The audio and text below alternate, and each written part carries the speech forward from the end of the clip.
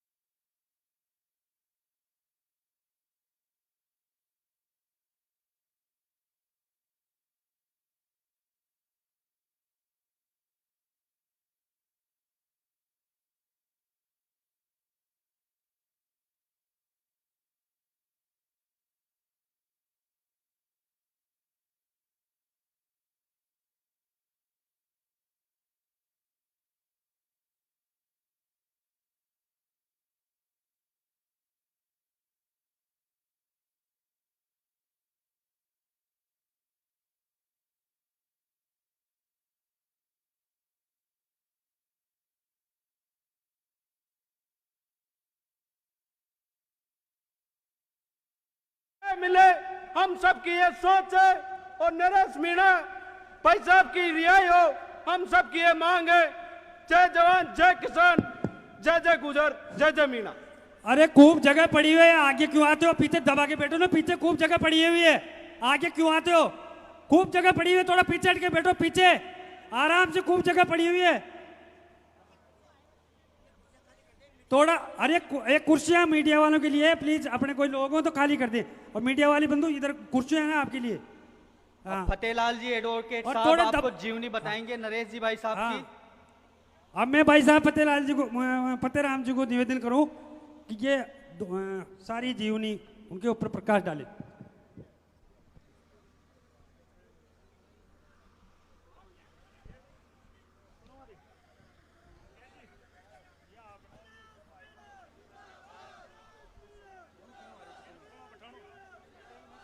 नरेश मीणा, आवाज दो, हम एक हैं। आवाज दो, हम एक हैं।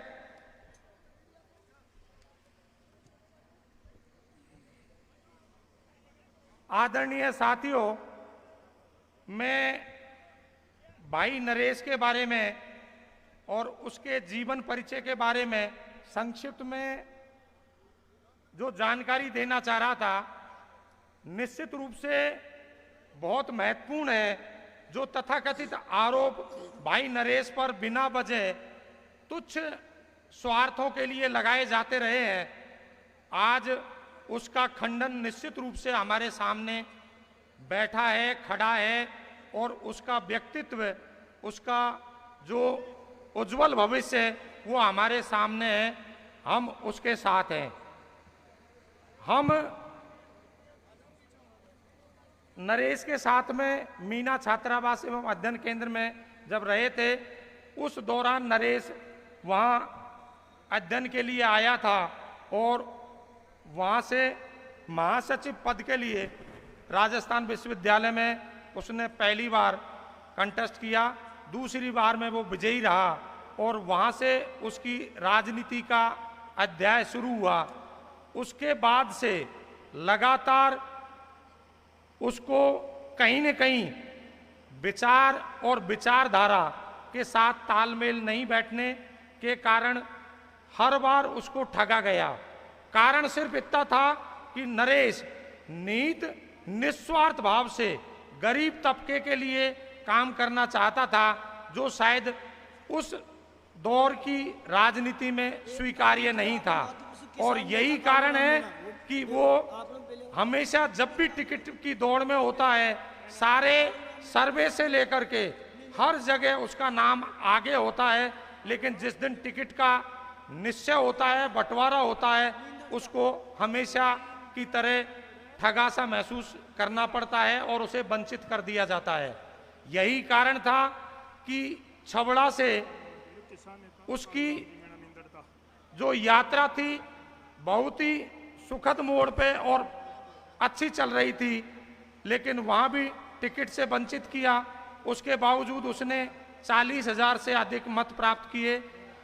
देवली उनियारा से जब वो इस चुनाव के लिए अपने आप को प्रत्याशी के रूप में रखा, तो कांग्रेस की सभी सर्वे और इंटरनल सर्वे सब में ये प्रमुखता से प्रकट हुआ कि नरेश विनिंग पोजीशन में है यदि उसे टिकट दिया जाता है। लेकिन फिर एक बार कुत्सित षड्यंत्र का शिकार हुआ और सारे तथाकथित सीनियर पॉलिटिशियनों ने मिलकर के उसका टिकट काटा और उसके बाद में विराट भैया इसी विचार और विचारधारा के तहत चुनाव नहीं लड़ने का निश्चय करके और कांग्रेस विचारधारा के साथ ये कह करके और वहां से चल दिया कि ठीक है साहब, मैं आगे 29 तक इंतजार करूंगा। लेकिन चूंकि देवली उनियारा की जनता से उसका लगाव हो गया था, यहाँ के कई कार्यकर्ता और जो प्रत्याशी की दौड़ में शामिल सभी व्यक्ति थे, उन्होंने एकजुट होकर के और नरेश से आह्वान किया कि नहीं, ये इंतजार खत्म करो और अब हम एक लड़ाई के लिए आगे बढ़ते हैं। हम किसी पार्टी के मोहताज नहीं हैं, किसी व्यक्ति के मोहताज नहीं है। हमारी एक विचारधारा है जिसे हमें आगे बढ़ाना है और उस विचारधारा की मुहिम में नरेश आगे बढ़ा और यहाँ से निर्दलीय प्रत्याशी के रूप में आप सभी के प्यार और स्नेह से उसने चुनाव लड़ा। चुनाव की श्रृंखला में भारी जन समर्थन उसे दिखाई दे रहा था और उसकी विनिंग पोजीशन इंटरपोल मीडिया से लेकर के सभी जगह सुर्खियों में थी। निर्विवाद रूप से वह देवली उनियारा से विनिंग पोजीशन में था। लेकिन जिस तरह से नरेश का व्यक्तित्व रहा है कि उसके लिए नफा नुकसान कभी निर्णायक नहीं रहा, वो हर घाटे को लेने को तैयार था। यदि कहीं अन्याय होता है, कहीं गरीब को कुचला जाता है, गरीब व्यक्तित्व को कुचला जाता है, तो वो उसके लिए किसी भी घाटे का सौदा, नुकसान उठाने के लिए तैयार हो जाता है। और यही कारण था कि समरावता बूथ पर जब गांव के व्यक्तियों ने उचित मांग के लिए वोटिंग बहिष्कार कर रखा था, उस दौरान तथाकथित व्यक्तियों के कहने पर एसडीएम महोदय ने जो किया वो निश्चित रूप से किसी भी लोक सेवक को शोभा नहीं देता। मैं यहाँ मंच के माध्यम से अपनी मर्यादाओं में उसकी बहुत ज़्यादा आलोचना न करके केवल संकेतों में कहना चाहता हूँ कि उन्होंने अपनी सीमा का उल्लंघन किया और उसकी परिणति बाद में आपके सामने हुई। दूसरी बार शाम को जब वोटिंग समाप्त हो गई थी, उसके बाद में सभी लोग आपस में बैठ करके भोजन कर रहे थे।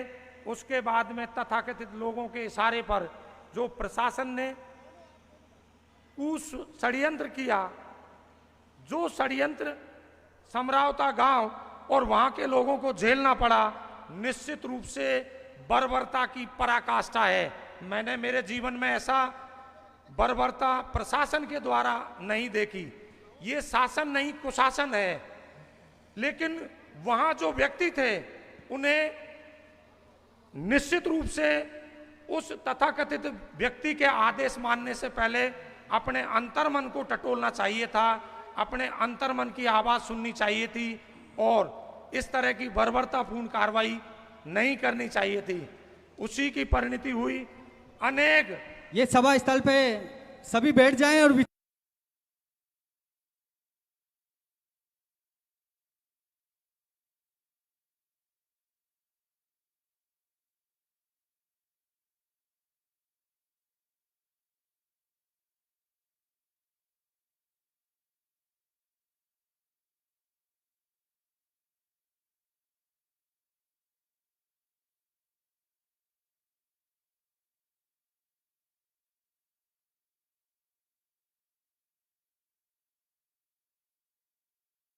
यार आप लोग बैठ जाओ यार, आप लोग शांति बनाओ ना, सब सारे लोग ये आएंगे। और फिर आप लोग मेरी बात सुनो, फिर मैं कह रहा हूं, मेरा परिचय दे दूं आपको। अब मंच पे केसी घुमरिया मुकेश जी मीणा, आदिवासी सरपंच संगठन- संघ जिला अध्यक्ष। और मैं आपको ये कह रहा हूं, या तो आप लोग शांति से जितने भी जो रोड पे खड़े हुए हैं, आपको कसम है उन एक एक हमारे क्रांतिकारी आदमियों की, कसम है आपको समरावता गांव की, और कसम है आपको भाई साहब की, जितने आते हैं। अगर या तो मैं आपको बता देता हूं, या तो आप लोग इस प्रोग्राम को सक्सेस बनाने आए हो, और नहीं मंच फिर पे आप आप लोग केसी बिगाड़ने के घुमरिया लिए जी- आए हो। अगर बनाने आए हो तो आप केसी रोड घुमरिया पे जी चढ़ भी के हमारे यहाँ बीच में सामने आइए पहुंचे हैं। मंच में। नहीं तो उनका मेरी भी बात सुनो, स्वागत। जितने आप लोग रोड पे खड़े हुए हो, आप लोग रोड पे खड़े हो, बाहर खड़े हो, मंच से बैठ नहीं रहे हो, आपको मैं ठेठ जाके आपसे निवेदन करके आया हूं कि सभी से हाथ जोड़ के निवेदन है कि आप पंडाल में आइए, पंडाल में आइए। फिर भी आप लोग उसको देख के भी अनदेखे कर रहे हो आप लोग, तो ये गलत बात है दोस्तों। अरे देखो, आप कहाँ लोग टीम अगर होगी? वास्तविक में आपके अंदर एक इंसानियत है, आप लोग हमारे लिए आए हो और आप समरावता गांव को न्याय दिलाने के लिए आए हो, तो आप सबसे हाथ जोड़ के निवेदन है कि आप पंडाल के अंदर आओ। और जितने भी लोग जो बाहर है, आप सारे लोगों से निवेदन है बार बार कि आप लोग पंडाल में आइए, बार बार कह रहे हैं पंडाल में आइए। अब मैं अपने कार्यकर्ता बंधु सब व्यवस्था संभाले, सब कार्यकर्ता बंधु सभी अपने कार्यकर्ता बंधु सब अपने आप व्यवस्था संभाले, वहां जाके उन लोगों को इधर रोड पे इकट्ठा नहीं होने दें। संबोधन और की 12 गांव तेरे जाना होता तेरे 25 साल से देख रहे जमाने। अरे हाँ, सारा व्यवस्था बनाओ। संबोधन की अगली कड़ी में हेलो, देखो मुकेश भाई साहब ने और आरडी गुजर साहब ने, अपने सरपंच साहब ने बताया था, नरेश भाई की ये आईडी लेकर 20 कार्यकर्ता मजबूत खड़े हो जाओ। नरेश भाई की टीम के 20 कार्यकर्ता मजबूत खड़े हो जाओ, जो पूरी मैनेजमेंट संभालेंगे शाम तक, जो नरेश भाई को चाहते हो दिल से। 20 कैंडिडेट मैदान में आ जाओ, यहाँ पे पूरी व्यवस्था के साथ में आप 20 कैंडिडेट ये आईडी ले लो भाई साहब से, पूरी व्यवस्था संभालो। एक भी कैंडिडेट बाहर खड़ा नहीं दिखना चाहिए। अगर वो नरेश भाई को चाहता है, समरावता गांव को चाहता है, तो ये जितने भी अपने महापंचायत के लोग हैं, एक भी बाहर नहीं रहने चाहिए। और जो भी टीम के युवा है, कृपया सब शांति बनाए रखे और शांतिपूर्ण निवेदन करना, किसी तरह की व्यवस्था ना बिगड़े। संबोधन की अगली कड़ी में मैं बुलाना चाहता हूं यादराम जी भाई साहब, जो काशी देवली से हमारे पूर्व सरपंच है। नरेश जी भाई साहब के लिए उन्होंने चुनाव से लेकर अब तक जो एक कंधे से कंधे मिलाकर उनका साथ दे रहे हैं। यादराम जी भाई साहब आइए और इस सभा को संबोधन कीजिए। जोरदार तालियां। सम्मानित मंच, बाहर से पधारे हुए महानुभाव, युवा साथी, आप सभी से निवेदन है कि भाई साहब नरेश मीणा के लिए अपन एकत्रित हुए हैं। अपने को कंधे से कंधा मिला के भाई साहब के लिए लड़ना है और उन लोगों को दिखाना है कि भाई साहब क्या चीज़ है। हम तो यही कहते हैं कि भाई साहब को जितना साथ दोगे उतना ही भाई साहब आगे बढ़ेगा। जय हिंद, जय भीम। बड़ी खुशी की बात है हमारे बीच में केसी घुमरिया जी, मोइन जी खान, गोपाल सत्तावन जी पूर्व राज्य मंत्री मंच पे पधार गए हैं। उनका जोरदार तालियों के इस साथ मंच में स्वागत। जोरदार तालियों के साथ स्वागत कीजिए साथियों। केसी घुमरिया जी जो हमारे बीच में मंच में पधारे हैं। उद्बोधन की अगली श्रृंखला में रामकेश जी निंदरदा उप प्रधान मंच पे पधारे, अपने विचार व्यक्त करें। रामकेश और किसान नेता कालूराम जी मीणा निंदरदा मंच पे पधारे, अपने विचार व्यक्त करें। रामकेश निंदरदा और कालूराम मीणा।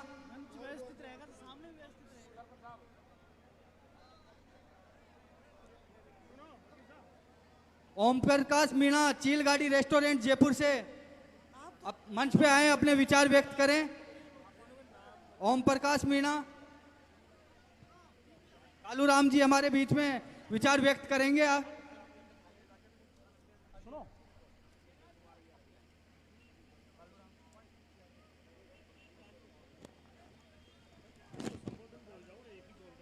हुकुमचंद मीणा अलवर छात्र संघ अध्यक्ष मंच पे पधारे, अपने विचार व्यक्त करें।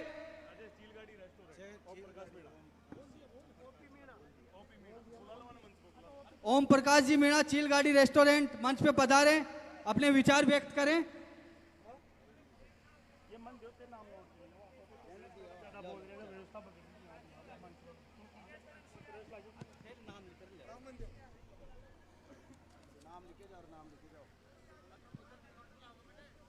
ये सभी साथीगण खड़े हुए हैं, जो सभा स्थल पे बैठ जाएं, पीछे अव्यवस्था ना फैलाएं।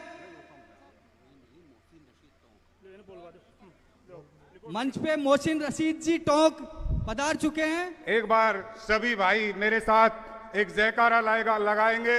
इंकलाब, इंकलाब, नरेश मीणा। सम्मानीय मंच और पूरे राजस्थान से पधारे मेरे युवा साथी, बुजुर्ग, सभी को यहाँ पर आए, उनको मेरी बहुत बहुत शुभकामनाएं, बहुत बहुत स्वागत, धन्यवाद। मैं राजगढ़ से हूँ, हुकम मीणा मेरा नाम है, पूर्व छात्र संघ अध्यक्ष राजगढ़ कॉलेज से। मैं इतना कहता हूँ कि जो भाई साहब के साथ जिस प्रकार का षड्यंत्र हुआ है, ये एक सोची समझी रणनीति के साथ षड्यंत्र हुआ गया है। भाई साहब शांति से समरावता गांव में बैठे थे तो कोई एनएच जाम नहीं था, कलेक्ट्रेट घेराव नहीं था, सीएम घेराव नहीं कर रखा था, इतनी कोई जल्दबाजी नहीं थी। सुबह तक भी वो देख सकते थे, सुबह भी गिरफ्तारी दे सकते थे। जबकि भाई साहब बार बार कह रहे थे कि गिरफ्तारी मैं देने को तैयार हूं, कलेक्टर साहब आए और वो हमारी मान मांग ले और मैं मेरी गिरफ्तारी दे दूंगा। लेकिन फिर भी भाई साहब के साथ जिस तरह की घटना की है, एक मैं नाम तो नहीं लेना चाहूंगा, लेकिन मैं उनका बड़ा आदर करता हूं, बहुत उनका सम्मान रखता हूं दिल में। वो मंत्री जी कहते हैं कि मेरी सरकार है तो क्या अन्याय सहन कर लूंगा क्या, लेकिन उनको समरावता गांव की पब्लिक के साथ और नरेश मीणा के साथ अन्याय हुआ, वो अन्याय नहीं लगता है क्या मेरे दोस्तों? मैं आपसे ये पूछना चाहता हूं, जिस प्रकार से नरेश मीणा की आवाज को आज दबाई जा रही है, ये नरेश मीणा की नहीं, सभी राजस्थान के वो क्रांतिकारियों की भाइयों की आवाज को दबा रहे हैं दोस्तों।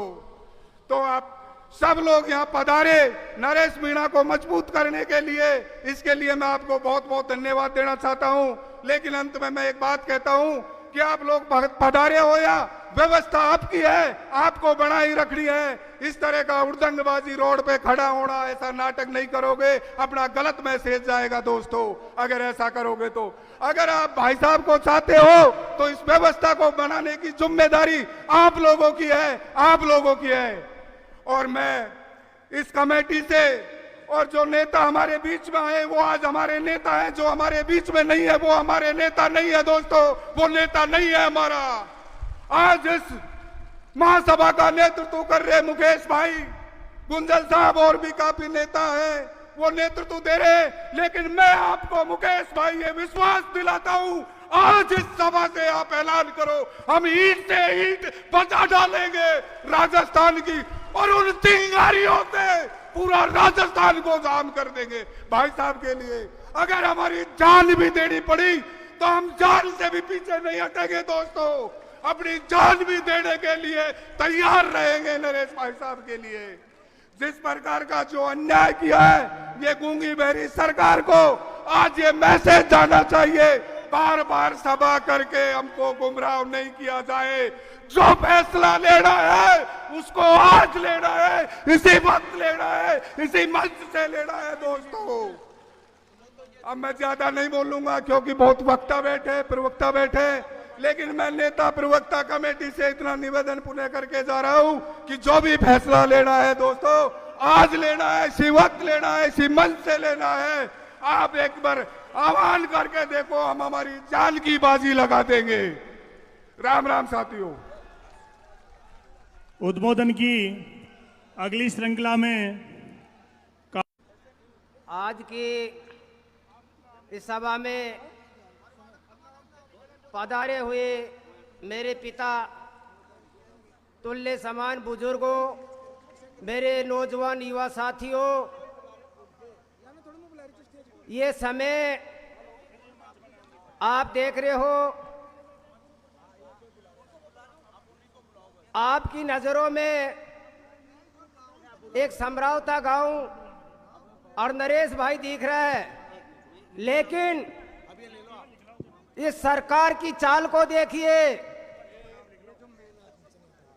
यहाँ के इस पंडाल के माध्यम से मैं अवगत कराना चाहता हूं मेरे भाइयों, पहले अंग्रेजों ने लूटा था, आज ये काले लूट रहे हैं। क्यों लूट रहे हैं? क्योंकि इनको अपने ही वोटों से अपने इन्होंने विधानसभा भेजा है, लोकसभा भेजा है, और आज यही जब अपने ऊपर इतनी बड़ी आपत्ति आके पड़ी है, मुख्य दर्शक बन के बैठे हैं। ये इस सभा के माध्यम से मैं कहना चाहता हूं कि आगे कमर कस ले और माथे पर दुपट्टा नहीं, और ये कसम खाके आए हैं घर से हम कि अगर वापिस आ जाएंगे तो तुम्हारे हैं, नहीं तो ऊपर गए भाई नरेश और समरावता के लिए। आज जो भी निर्णय लेना है वो यहीं बैठ के लेंगे, आगे इंतजार नहीं करेंगे। क्योंकि हमने जो चौथ का बरवाड़ा में मीटिंग की थी, हमने केवल वहां निर्णय लेने के लिए मीटिंग की थी। वहां अगर यही डिसीजन होता तो वहां भी हम आपका भाई आपके बीच में सबसे पहले मिलता है, क्योंकि इन केसों की मुझे परवाह नहीं है। मैं भाई ज्यादा मेरा परिचय नहीं दूंगा। मैं लगातार 13 महीना शाहजहांपुर बॉर्डर पे रहा हूं, मेरा बच्चों को ताक के। तो ये तो छोटा मोटा आंदोलन है, ये कुछ भी आंदोलन नहीं है। हम पुलिस प्रशासन से भी डरने वाले नहीं है, क्योंकि हम कानून के हाथ में नहीं लेते हैं, कानून के नियम के दायरे में काम करते हैं। अगर हमें प्रशासन उकसाने का काम करेगा तो हम पीछे नहीं हटेंगे। मेरे भाइयों, इतना ही कह के इंकलाब जिंदाबाद, जय जवान जय किसान। बहुत बहुत धन्यवाद कालू जी आपका। उद्बोधन की इस अगली श्रृंखला में मैं देवली से टोकरावास से जो डीआर साहब है, जगदीश जी मीणा, जिला परिषद सदस्य, उनको मैं कहना चाहूँगा कि आज की जो नरेश भाई वो समरावता गांव के न्याय के लिए जिस महासभा को संबोधित करें, और कृपया वक्ताओं से मेरा आग्रह है कि संक्षिप्त में अपना विचार प्रकट करें, क्योंकि मंच में काफ़ी वक्ता बैठे हुए हैं, इसलिए अपने विचार संक्षिप्त में कहें। आदरणीय सर्व समाज के दूर दराज से पधारे हुए सभी साहिबान, मैं आपका समय न लेते हुए मैं सभी से निवेदन करना चाहता हूं कि हम सब नरेश भाई और समरावता को न्याय दिलाने के लिए एकत्रित हुए हैं। तो आप लोगों से मैं यही निवेदन करता हूं कि एक छोटी सी बात के लिए, मामूली सी एक थप्पड़ के लिए इतना बड़ा उनको दंड दिया जा रहा है।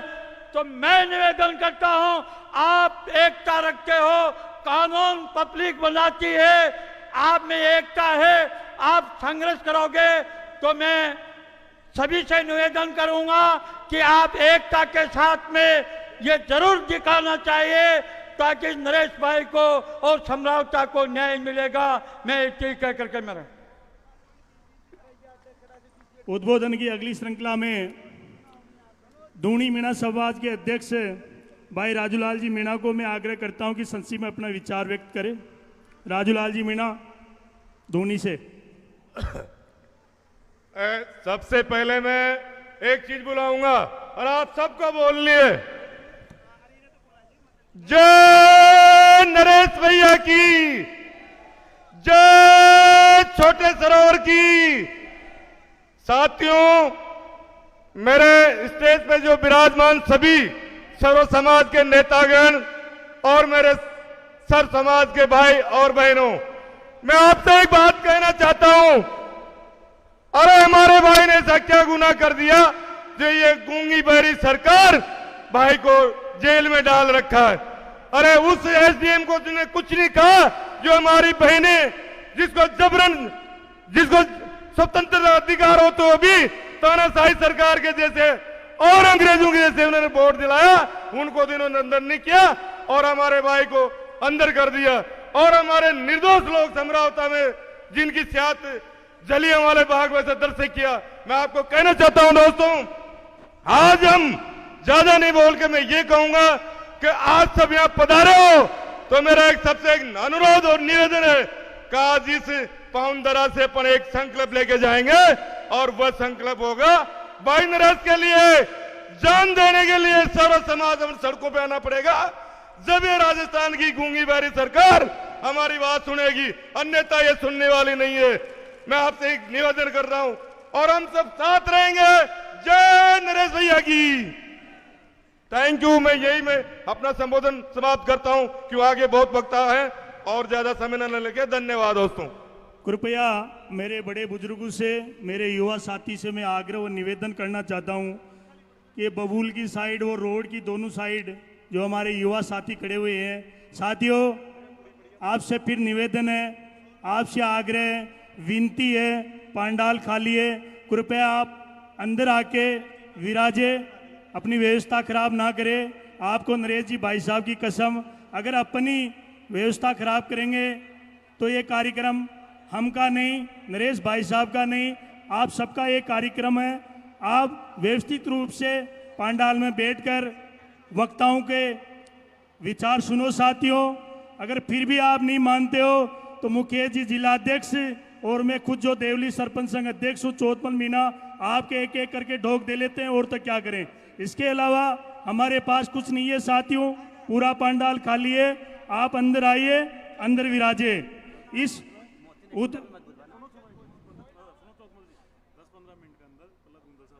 ठीक। और मैं मंच के माध्यम से जो सूचना आई है, आप जिनका इंतजार कर रहे हैं, हाडोदी के शेर 36 कौम के लिए लड़ाई लड़ने वाले हमारे आदरणीय कोटा के प्रहलाद जी गुंजल साहब 10-15 मिनट में आपके बीच में मंच में आने वाले साथियों। इसलिए आप सभी से आग्रह कि अपने अपना यथास्थान ग्रहण करें और इस कार्यक्रम को सफल बनाए। साथ ही उद्बोधन की अगली श्रृंखला में मदन जी सियार साहब महाराजपुरा, आप मंच में जल्दी आए और 2 मिनट में संक्षिप्त में अपने विचार व्यक्त करें। मदन जी सियार साहब महाराजपुरा।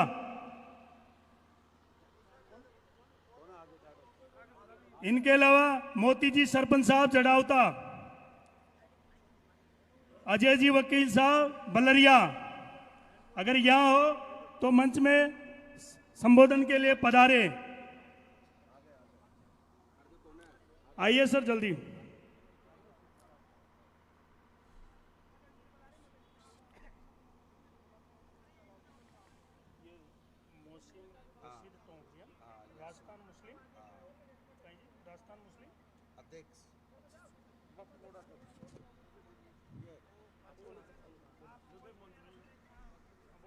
सम्मानित मंच और मेरी जहां तक नजर जा रही है, सर्व समाज के बुजुर्गगण, मेरे युवा साथी, मैं ज्यादा समय नहीं लेते हुए सिर्फ इतना निवेदन करना चाहता हूं कि जो इस पर्ची वाले पंडित की सरकार ने जो किया है मेरे भाई के साथ और मेरे गांव के साथ, उसको आज की डेट में आप यहां से न्याय दिलवा कर जाएंगे, चाहे कुछ भी करना पड़े, जान देनी पड़े, जान देंगे। सबसे पहले गोली मैं मेरे सिरे पे खाऊंगा। बहुत हो चुका दोस्तों, ये सरकार सुनती सब है, सोचती बिल्कुल नहीं है। मेरा आपसे हाथ जोड़ के निवेदन है, आप यहाँ आए सोच समझ के, और जो मंच का निर्णय हो उसे आत्मसात करके निर्णय न्याय करवाएंगे। जय भगत सिंह, जय नरेश। Thank you. संबोधन की अगली कड़ी में मंच में विराजमान मोतीलाल जी सरपंच साहब आइए कृपया, जल्दी। बदल जाओ वक्त के साथ या फिर वक्त बदलना सीखो, मजबूरियों को मत कोसो, हर हाल में चलना सीखो। बड़े भाई नरेश भाई ने ये विचार व्यक्त किए थे। पहले संबोधन की अगली श्रृंखला में मोहसिन रशी साहब टोंक, जो राजस्थान मुस्लिम इनके अध्यक्ष हैं, भाई साहब आप पधारो और विशाल जनसभा को अपने शब्दों से अनुग्रहित कीजिए।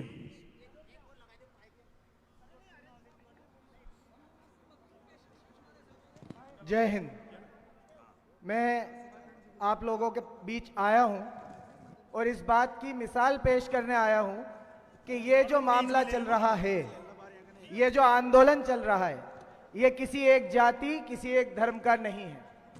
मैं राजस्थान मुस्लिम अलायंस की तरफ से मोहसिन रशीद टोंक आप सबको ये जमानत देने आया हूं कि कहीं पर भी नाइंसाफी हो, कहीं पर भी जुल्म हो, कहीं पर भी अत्याचार हो, ये मत सोचिएगा कि जिस जाति या जिस आदमी पे अत्याचार हो रहा है वो अकेला है।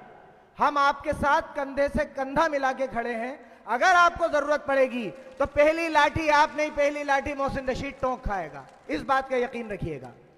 दूसरी बात, पहला जो आप महापंचायत हुई वो चौथ के बरवाड़े में हुई, उस वक्त भी केसी घुमरिया साहब का जो इन्वॉल्वमेंट रहा, जो उनका साथ रहा, हम लोगों को साथ लेने में उनका साथ रहा, वो काबिल तारीफ था।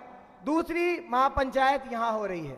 मैं आप लोगों से कहना चाहता हूं कि हम आपको यकीन दिलाते हैं कि आपको ये देख के महापंचायत करने की जरूरत नहीं है कि मीणा बाहुल्य क्षेत्र कौन सा है या हिंदू बाहुल्य क्षेत्र कौन सा है।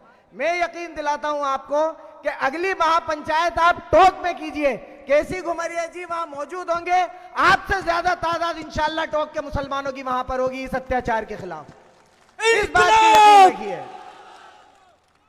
दूसरी बात, मैं भारत का एक नागरिक होने के नाते मंच से इस सरकार से कुछ सवालात पूछना चाहता हूं। मैं ये नहीं कह रहा कि किसी एसडीएम के थप्पड़ मारना सही है, बिल्कुल गलत है। अगर किसी एसडीएम के थप्पड़ मारना गलत है तो एक बेगुनाह लड़के पर, एक बेगुनाह औरत पर, एक बेगुनाह बच्चे पर पुलिस का लाठी मारना भी उससे ज्यादा गलत है, उससे ज्यादा गलत है। उससे ज्यादा क्यों गलत है?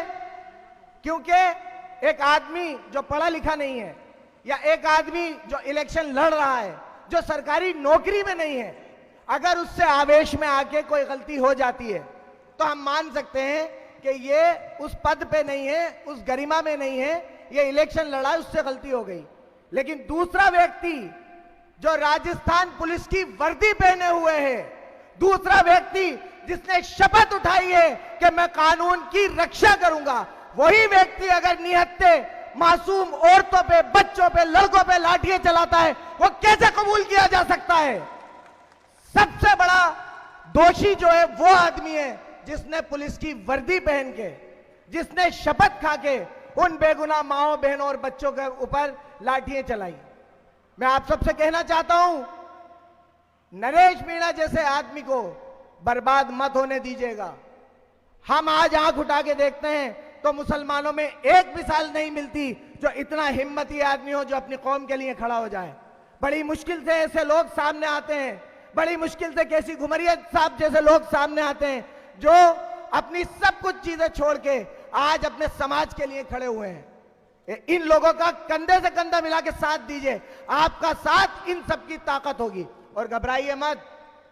ये सोच रहे होंगे कि रास्ते में 3-3 पुलिस चेक पोस्ट लगा के या पिछले चौथ के बरवाड़ा में 3 किलोमीटर पहले गाड़ी रोक के इस संख्या को कम कर देंगे। इनकी गलतफहमी है। इन्हें याद दिलाइए कि जब आरक्षण के लिए राजस्थान में रैली निकली थी तो तुम्हारे पास इससे ज्यादा बल था, तुम्हारे पास इससे ज्यादा ताकत थी। उस वक्त तो आरक्षण की बात थी, अब तो इज्जत की बात है, अब तो न्याय की बात है। तो क्या आपको लगता है कि ये आपको रोक पाएंगे? अगली महापंचायत में इससे 10 गुना भीड़ होगी या नहीं होगी? एक बार और हाथ उठा के बताइए, होगी या नहीं होगी? मैं आप लोगों को बताना चाहता हूं कि ये मेरा आपके ऊपर कोई एहसान नहीं है, ये टोंक के मुसलमानों का है, राजस्थान के मुसलमानों का आपके लिए कोई एहसान नहीं है कि हम यहां आके आपके लिए खड़े हैं। ये हमारा फर्ज है। अगर किसी भी एक इंसान पे कोई अत्याचार होता है तो ये हमारा फर्ज है कि हम आके खड़े हों।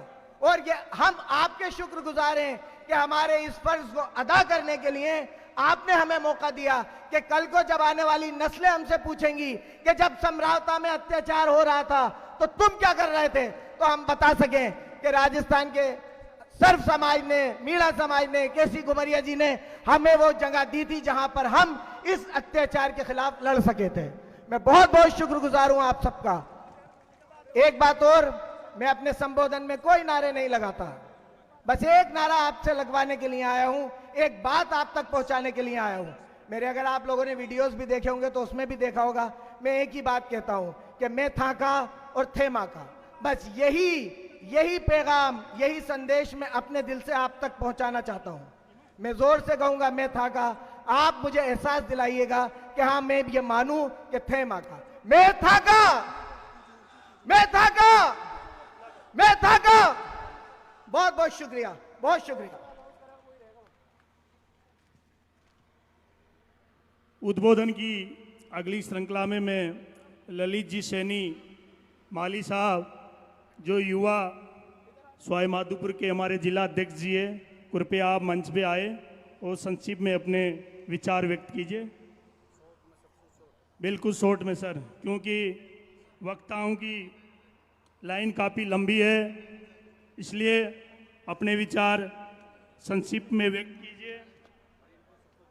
साथियों, फिर मैं आपसे आग्रह और निवेदन करना चाहता हूं, मेरे युवा साथियों, मेरे बड़े बुजुर्गों, मैं आपके चरणों को वंदन करता हूं, आपको ढोक प्रणाम करता हूं, आपसे आग्रह करता हूं, आपसे निवेदन करता हूं कि आप जिस तरह रोड की दोनों साइडों पे आप खड़े हुए हो, पंडाल हमारा काफ़ी खाली है, कृपया अंदर आकर अपना स्थान ग्रहण करें। साथियों, ये कार्यक्रम आप सबका है, आप सब मिलकर अगर शांतिपूर्ण से इसको करेंगे तो ये जरूर अपना कार्यक्रम सफल होगा। इसलिए आप पंडाल में पधारे, खड़े मत हो साथियों। भगवान ने खड़े होने के लिए पैर दिया तो बैठने के लिए भी कुछ ना कुछ दिया है, इसलिए पंडाल के अंदर पधारे। प्रहलाद जी गुंजल साहब 5-7 मिनट में मंच में पधारने वाले हैं। हेलो हेलो, सबसे पहले मैं आप सभी को अभिनंदन करता हूं, स्वागत करता हूं कि आप इतनी तादाद में पधारे हैं। ये सब की सब पूरे राजस्थान और भारत से पूरे भगत सिंह पधारे हैं। आप सबका शुक्रिया अदा करता हूं कि आप इस मंच पर पधारे हैं, इस संघर्ष की लड़ाई में आप पधारे हैं। तो मैं आपसे 2-3 जयकारा लगवाऊंगा तो आप जोरदार जयकारा लगाएंगे। मैं कहूंगा इंकलाब तो आप कहेंगे जिंदाबाद जिंदाबाद। मैं कहूंगा महात्मा ज्योतिबा फूले, आप कहेंगे अमर रहे अमर रहे। मैं कहूंगा मां सावित्रीबाई फूले, आप कहेंगे अमर रहे अमर रहे। और इतनी आवाज जानी चाहिए, इतनी जोर से आवाज जानी चाहिए कि पूरा केंद्र हिल जाना चाहिए आप सब भगत सिंह से। भारत माता की, भारत माता की, इंकलाब इंकलाब। महात्मा ज्योतिबा फूले, महात्मा ज्योतिबा फूले, मां सावित्रीबाई फूले, मां सावित्रीबाई फूले। अब मैं आपको मेरा परिचय दे देता हूं। मैं माली समाज का युवा जिला अध्यक्ष ललित सैनी, आपसे मैं निवेदन करना आ रहा हूं कि इस लड़ाई में किसी एक कौम की लड़ाई नहीं है, किसी एक जाति की लड़ाई नहीं है, यह हम सब किसान भाइयों की लड़ाई है और हक अधिकार के लिए आपको आगे आना पड़ेगा। ना संघर्ष ना तकलीफ, ना संघर्ष ना तकलीफ, क्या खाक मजा है जीने में, ना संघर्ष ना तकलीफ, क्या खाक मजा है जीने में। अरे बड़े बड़े तूफान थम जाते हैं जब आग लगी हो सीने में, जब आग लगी हो सीनों में। उठो, जागो और हुंकार भरो और इन सरकार से कह दे कि हम सब मिलकर एक हैं। इस बात को ध्यान रखना। अरे एक होना, क्योंकि हम सब एक बुआरा की तरह एक हो जाएंगे। जैसे बुआरा की सीखें अलग अलग किसी कचरे को बाहर नहीं निकाल सकती है, उसी प्रकार हम सब उन सीखों को इकट्ठा करके एक गट्ठल में बांधकर उनको सब कैसे भी कचरे को बाहर निकाल देंगे। एक बार सब आप तैयार तो तालियों के साथ स्वागत करनी सेना के अध्यक्ष महिपाल जी मकराना और पधार चुके हैं हमारे बीच में। आपको जोरदार तालियों के साथ देख के खुशी होगी। महाराणा प्रताप की, महाराणा प्रताप की। महिपाल जी हमारे बीच में पधार चुके हैं। तो राजस्थान की ये महासभा सर्व समाज की सभा है और हम सब मिलकर किसी के भी 12 बजा सकते हैं, लेकिन हम सब मिलकर ही बजाएंगे। इस बात को ध्यान रखना। इस लड़ाई में हम सब मिलकर इस लड़ाई को जीतेंगे। लेकिन एक बात ध्यान रखना, आपसे मैं निवेदन चाहता हूं कि आप जो कोई व्यक्ति हमारी हक और अधिकार की लड़ाई को लड़ रहा है और उसको हम अकेला कैसे सोच सकते हैं यार, हम अकेला कैसे छोड़ सकते हैं कि हम सब मिलकर इस लड़ाई को लड़ रहे हैं। तो आप सबसे निवेदन करना चाहता हूं कि यह लड़ाई हमारी एक की नहीं है, हम सब की है। इसलिए आप सब तैयार है? तैयार है? भारत माता की, भारत माता की। अरे हम सब मिलकर इस लड़ाई को जीतेंगे। इसीलिए आपसे मैं निवेदन करना चाहता हूं, क्योंकि वक्ताएं की बहुत भीड़ है यहाँ और हजारों लाखों दुनिया आ रही है। मैं इतना ही कहना चाहता हूं, जय हिंद, जय भारत। मैं सभी क्रांतिकारी नरेश भाई की टीम के सदस्य हैं, मंच पे एक भी ना रहे, सिर्फ गणमान्य उपस्थित बंधु ही रहेंगे और सभी क्रांतिकारी भाई हैं जो मंच से नीचे आ जाएं, व्यवस्था संभाले। उद्बोधन की अगली श्रृंखला में गोपाल जी देसाव जी साहब, पूर्व राज्य मंत्री, आप आए सर, और आपसे निवेदन है कि अपने विचार संक्षिप्त में प्रकट करें सर, बिल्कुल समय का अभाव है।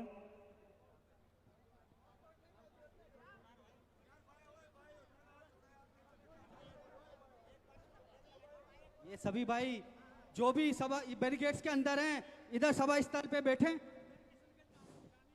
रामेश जी मीणा प्रधान किशनगंज पधारे, प्रधान किशनगंज और टीम के सभी भारत माता की, भारत माता की। मंच पर उपस्थित हमारे आदरणीय और सम्मानीय केसी घुमरिया साहब, प्रहलाद मीणा सपोट्रा जी, प्रधान मुकेश जी और मुस्लिम महासभा के मोहसिन रशीद जी और करणी सेना के महिपाल सिंह जी और मेरे सामने हमारे 36 कौम की बिरादरी और सरदारी को मैं कोटि कोटि नमन करता हूं कि आज आप हमारे उस युवा साथी, उस युवा भाई को न्याय दिलाने के लिए आज नगर फोर्ट की इस क्रांतिकारी भूमि पर तमाम लोग इकट्ठा हुए हैं। आप पिछले 8 दिसंबर को भी चौथ का बरवाड़ा में एकत्रित हुए थे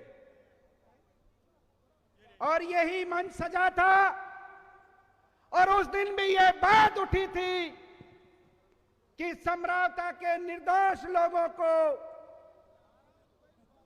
न्याय मिलना चाहिए। मैं मैं ये कहना चाहता हूं मंच के माध्यम से कि वर्दी में संविधान ने आपको क्या इजाजत दी कि आपने रात को 2 बजे हमारी महिलाओं और बहनों पर पुलिस ने जुल्म और अत्याचार और लाठी चार्ज किया। प्रहलाद जी गुंजल साहब हमारे बीच में पधार चुके हैं। साथ ही उनके लिए एक बार जोरदार तालियों के साथ स्वागत कीजिए हमारे हाड़ेवती जी के सिर। और ये जो भी रोड के दोनों साइड खड़े हुए हैं साथियों, सब सामने आ जाए, पंडाल में आकर विराजे। सबसे निवेदन है, आग्रह। आज 1.5 माह गुजर जाने के बाद भी हमारी गूंगी और बहरी सरकार ने समरावता को न्याय नहीं दिया है। मैं मंच पर बैठे हुए तमाम हमारे लीडरान को कहना चाहता हूं कि आज निर्णय कर उठें कि हमारा इम्तिहान ना ले ये सरकार। हम उस कौम के नुमाइंदे हैं जिसने इस देश में फिरंगियों से लोहा लिया है और उनके नाकों चने चबाए हैं। हम उस जय भीम के भी हैं, हम जय जोहार के भी हैं। हम तमाम लोग किसान कौम के भी लोग हैं। धरती का सीना पाड़कर हमारे परिवार सहित बच्चों का पालन भी करते हैं। और हम वही लोग हैं जो सरकार को भी चुनते हैं। और हम सरकार को भी चुनकर विधानसभा और संसद भेजते हैं। मैं युवा साथियों से आह्वान करना चाहता हूं कि आपके वोट से चुनकर वो हमारे समाज के, हमारे कौम के नेता जाते हैं, एमपी और एमएलए बनते हैं।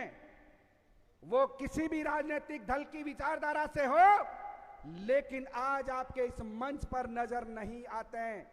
अगर आज इस मंच पर जो नेता आपके नजर आ रहे हैं, ये मान के चलिए आपकी कौम के नेता हैं, आपके लिए लड़ेंगे, समरावता के लिए लड़ेंगे और नरेश भाई के लिए लड़ेंगे। इस नरेश मीणा वो लाडला युवा भाई है जो इस युवा शक्ति के लिए लड़ा और युवा छात्रों के लिए लड़ा और आपके देवली उनियारा के लिए इन राजनीतिक दलों की तानाशाही की आवाज के खिलाफ लड़ने के लिए आपके बीच में निर्दलीय खड़ा हुआ। और सरकार की खाल ओढ़कर एसडीएम उसके अधिकारों को फर्जी मतदान करवाने के लिए घुसकर उन वोटरों को डराकर और धमकाकर वोट डलवाने की कोशिश की। कानून नरेश मीणा ने हाथ में नहीं लिया, कानून उस एसडीएम ने हाथ में लिया। सबसे पहले मैं पूछना चाहता हूं कि गूंगी और बहरी सरकार और मुख्यमंत्री जी, आप मेरी आवाज को सुन रहे हैं तो कान खोल के सुन लो और आपके खुफिया पुलिस तंत्र को भी बोल दीजिए, हमारी आप अग्नि परीक्षा नहीं लीजिएगा। आने वाले कल में आपकी जनवरी में विधानसभा चलेगी, उसको भी नहीं चलने देंगे। हम विधानसभा का घेराव भी करेंगे और सड़कों पे भी उतरेंगे, लेकिन आप इन युवाओं की आवाज को दबा नहीं सकते। नरेश मीणा की जेल में, सलाखों में लंबे समय तक आप नहीं रख सकते। हमें न्यायपालिका पे जरूर भरोसा है, हमारे साथ में न्याय होगा, लेकिन हम ये मांग करना चाहते हैं कि आप उन पुलिस वाले गुंडों को, उस एसडीएम को कब गिरफ्तार करके संविधान को मानेंगे। आप क्या संविधान को नहीं मानते? क्या आप मनुस्मृति को मानते हैं जो आप संविधान में आपने एक तरफ कर दिया और आपने हमारी माताओं और बहनों के ऊपर जुल्म और अत्याचार करके आपने जलियांवाला हत्या बाग की याद दिला दी। मैं यही कहना चाहता हूं मेरे साथियों, आपको उठ के खड़ा होना होगा और न्याय के लिए चलना होगा। हम गांधीवादी तरीके से इस पूरे प्रदेश में हम आंदोलन करेंगे और न्याय के लिए लड़ेंगे। मैं आपसे यही कहना चाहता हूं क्योंकि मेरे से पहले और भी वक्ताओं ने बात रखी है, और भी वक्ता है, लेकिन यह कहना चाहता हूं, जब तक न्याय नहीं मिले, जब तक हमें इस क्रांति की लौ को जलाए रखना है, और तब तक कि नरेश मीणा सहित जो हमारे निर्दोष युवा जेल में हैं, तब उनको न्याय नहीं मिले, तब तक हमको लड़ाई को जारी रखना है। आपने यहां पर मेरा वक्तव्य सुना और मुझे समय दिया। मैं तमाम इस मंच का, तमाम हमारी 36 कौम का बहुत बहुत धन्यवाद। जय हिंद, जय भीम, जय जोहार, जय उलगुलाम। जोरदार तालियां। गोपाल जी सर के लिए जोरदार तालियां। उद्बोधन की अगली कड़ी में मैं सूरज जी मीणा साहब, सोमला जी जो अखिल भारतीय आदिवासी विकास परिषद के अध्यक्ष है, कृपया सर मंच पे पधारे और संक्षिप्त में अपने विचार व्यक्त करें। बिल्कुल शॉर्ट में सर, समय का अभाव है। साथ ही मैं आग्रह करना चाहता हूं, रामहेत जी जो 12 जिला से किशनगंज के प्रधान साहब है, कृपया आप भी मंच के ऊपर पधारे, मंच में पधारे सर। प्रधान साहब रामहेत जी 12।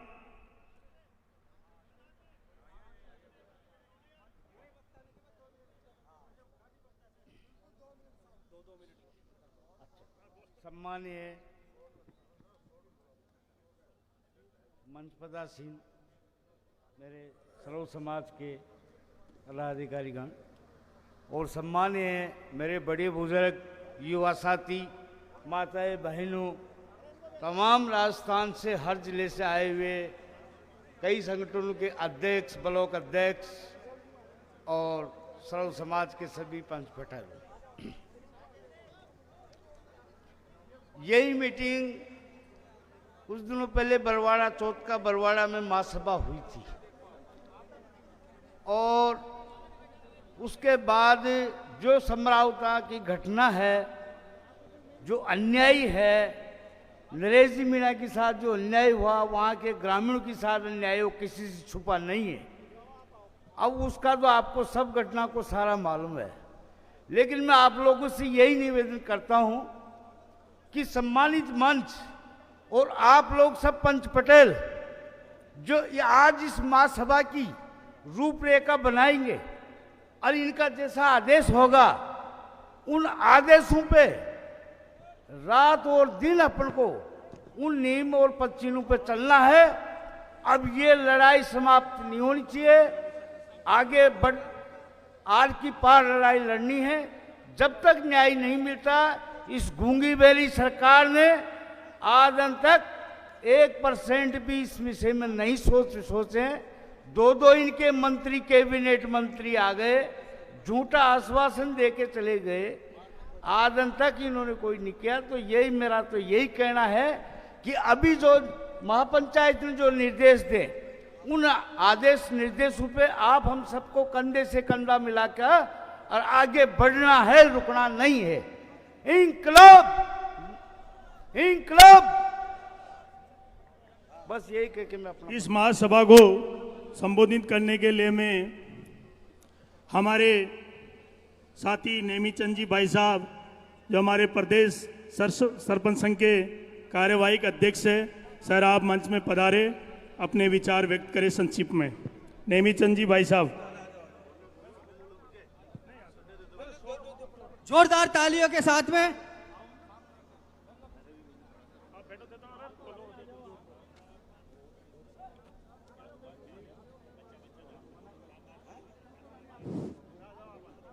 सुना है आज समंदर को बड़ा गुमान आया है, उधर ही ले चलो कश्ती जहां तूफान आया है, जहां तूफान आया है।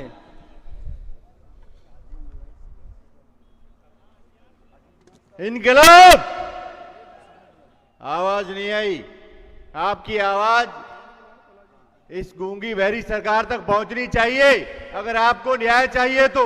इनकलाब, इनकलाब। आज हमारे हाडोती के शेर जो हमारे सेनापति है आदरणीय भाई साहब प्रहलाद जी गुंजल साहब हमारे बीच में पधार चुके हैं, उनके लिए जोरदार तालियों से स्वागत कीजिए साथियों, जोरदार तालियों से। देव जी महाराज की। देव जी के लाडले प्रहलाद जी गुंजल साहब पधार चुके हैं हमारे बीच में। जोरदार तालियां जोश जुनून के साथ में उनको लगना चाहिए। नगर फोर्ट की धरती पर हमारे नगर फोर्ट के व्यक्ति कितने जोश जुनून से उनका स्वागत कर रहे हैं। जय देव महाराज की। नेमी जी भाई साहब, आज जितनी बड़ी तादाद में आप सब यहां इकट्ठे हुए हैं, उससे प्रतीत होता है कि सरकार को भी ये मैसेज पहुंचेगा कि अब कोई भी वर्ग अन्याय बर्दाश्त नहीं करेगा। समरावता गांव के निर्दोष लोगों के साथ जो घटना घटित हुई वो टोंक ही नहीं, पूरे राजस्थान में उसकी निंदा हो रही है। और कोई इस लड़ाई से अपने आप को दूर रखना भी चाहे तभी भी अपने आप को नहीं रख पा रहा। जोरदार तालियों से स्वागत कीजिए साथियों भाई साहब का, जोरदार तालियों से। जय हिंद। इस आंदोलन को बखूबी चलाने वाले सारे क्रांतिकारी साथी आज यहां मौजूद हैं और उसके गवाह आप सब हैं। अब ये तय हो चुका है कि इस तरह की सभाएं हो रही है, मतलब जोरदार तालियां। अन्याय बर्दाश्त नहीं किया जाएगा। सभी युवा साथी थोड़ी व्यवस्था बनाए रखें। ये युवा बाहर आ साथियों से जाए, निवेदन है। बैरिकेड्स में है सभी भाई। सभी साथी एक साइड हो जाओ। सब प्लीज आप हाथ जोड़ के निवेदन है, एक साइड हो जाओ सभी साथी। साथियों, सभी साथी एक साइड हो जाओ। सभी शांति हमारे से सेनापति अपनी व्यवस्था बनाना अपने हाथ है। सभी साथियों साइड में हो जाए, बैरिकेड्स के अंदर विचार सुने। सभी भाई बाहर आ जाएं। सभी साथियों से निवेदन है कि अपनी व्यवस्था को बनाए रखें, सहयोग करें।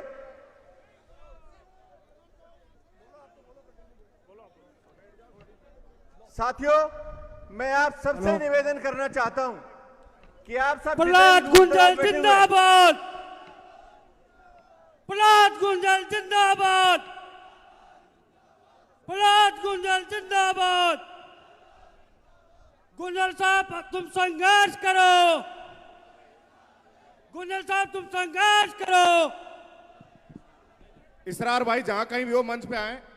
इसरार भाई, इसरार मोहम्मद मंच पे पधारे हैं। इसरार मोहम्मद जी, कोटा पार्षद इसरार मोहम्मद जी मंच पे पधारे। आसिफ मिर्जा जी भी मंच पे पधारे। साथियों, जो भी गणमान्य व्यक्ति हैं वो मंच पर पधार जाएं। और आप सब इतने इत्मीनान से यहां सबको सुनने के लिए बैठे हैं, अपने धैर्य की परीक्षा दे रहे हैं। आप सबसे निवेदन है कि इस तरह का जो जुल्म किसी भी वर्ग या प्रशासन या सरकार के द्वारा किया जाता है तो उसका विरोध अगर इस तादाद में दर्ज होने लगा तो साथियों, मैं आपको आश्वस्त करना चाहता हूं कि सरकार ऐसे अलोकतांत्रिक निर्णय लेने के लिए लेने से पहले 100 बार सोचेगी। और जो समरावता गांव के निर्दोष महिलाएं, बच्चों और जो किसान वर्ग पे जो अत्याचार हुआ है, मेरी किसी मीडिया कर्मी से जो प्रत्यक्षदर्शी थे वहां, उनसे बात हुई। उनने मुझे बताया कि ये सब जो है वहां का जो प्रशासन मौजूद था उसने इस घटना को अंजाम दिया। साथियों, जब लोकतांत्रिक देश में इस संवैधानिक व्यवस्था को सुधारने वाले लोग ही बिगाड़ने में लग जाए तो आप सोच सकते हो क्या अंजाम होगा। लेकिन अब आज का युवा वर्ग, सब सर्व समाज, किसान वर्ग, महिलाएं, माताएं, बहनें सब जागृत हो चुकी हैं। इस तरह के अन्याय को किसी भी हाल में बर्दाश्त नहीं किया जाएगा। और साथियों, आज जो इस विशाल सभा में मैं आपको एक अपील करना चाहता हूं कि सरकार या सरकार के नुमाइंदे, प्रशासनिक जो कर्मचारी हैं जिन्होंने इस घटना को अंजाम दिया, वो हमको यहां बैठे नहीं सुन पाएंगे। मैं ये निवेदन करना चाहूंगा कि हर जगह, हर जिले में, आसपास के तमाम जिलों में इस तरह की क्रांतिकारी सभाएं होनी चाहिए। और साथियों, आप सबको सड़क पर उतरना पड़ेगा। हल्के में मानने वाले नहीं है लोग, सही कह रहा हूं मैं। ये आप सब दोनों हाथ खड़े करके ये दर्शाओ कि हम सब तरह की लड़ाई लड़ने को तैयार हैं। जय जवान, जय जवान। आप सबको देखकर प्रतीत होता है कि इस लड़ाई को हम आगे भी जारी रखेंगे और जो समरावता गांव के लोगों के साथ जो अन्याय हुआ है और जो जान माल की जो हानि हुई है, जो गाड़ियां जलाई गई है, उन सब की भरपाई सरकार शीघ्र करे। इसके लिए आप सबको इस मुहिम को आगे जारी रखना पड़ेगा और बड़े स्तर पर करना पड़ेगा। धन्यवाद साथियों। इन्हीं शब्दों के साथ मैं अपनी वाणी को विराम देता हूं। एक बार दोबारा आप नारा लगाएंगे, जय जवान, जय जवान। जोरदार लगाओ थोड़ा सा और, इनकलाब, इनकलाब। जय हिंद साथियों। धन्यवाद नेमी जी सर। उद्बोधन की अगली श्रृंखला में मैं पहलाजी मीना साहब सपोर्टर